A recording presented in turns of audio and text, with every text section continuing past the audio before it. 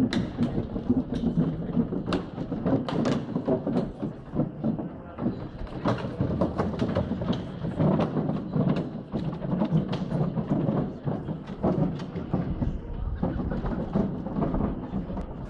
ballon de foot géant roule en direction de la porte de Brandebourg.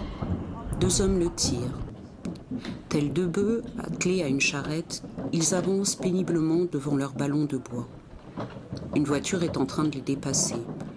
Deux cyclistes roulent de part et d'autre du ballon. Aucune escorte en vue. Personne n'est chargé du ravitaillement.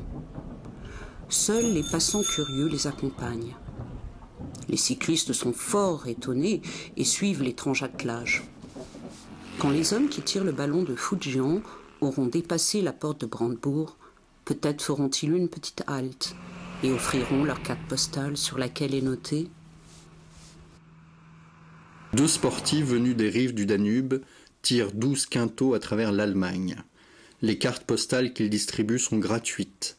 1000 fois merci donc à la noble âme qui mesure toute la gravité de leur vie. » Les hommes des rives du Danube parleront un peu de leur vie aux cyclistes berlinois. Qu'ils viennent de Bavière, plus précisément de Ratisbonne. Qu'ils tirent leur ballon de foot géant depuis presque 600 km déjà.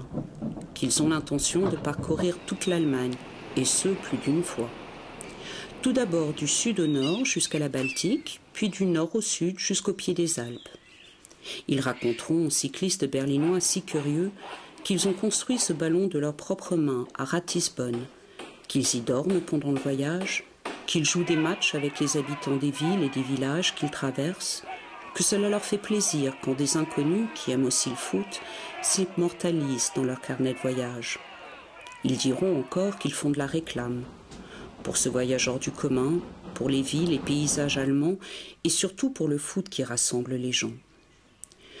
Leur habitat mesure un diamètre de 2 mètres et pèse près de 600 kilos. L'ami ouvrier à la moustache immense les a aidés à construire ce ballon.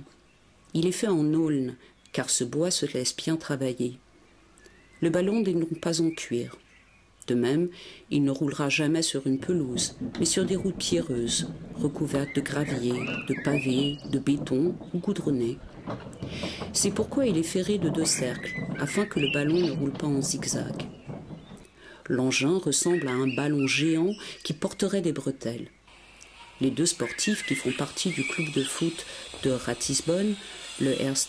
FC Regensburg, sont fiers de leur étrange maison qu'ils tirent tout le long du jour derrière eux grâce à des sangles de poitrine.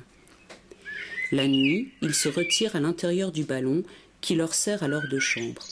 Le lit est constitué de 2 matelas et repose sur des roulements à billes qui l'empêchent ainsi qu'au coussin de tourner pendant la journée au rythme des rotations du ballon. Sous le lit se trouvent des coffres en bois où les 2 hommes ont rangé leurs affaires. Un crucifix trône sur l'ensemble.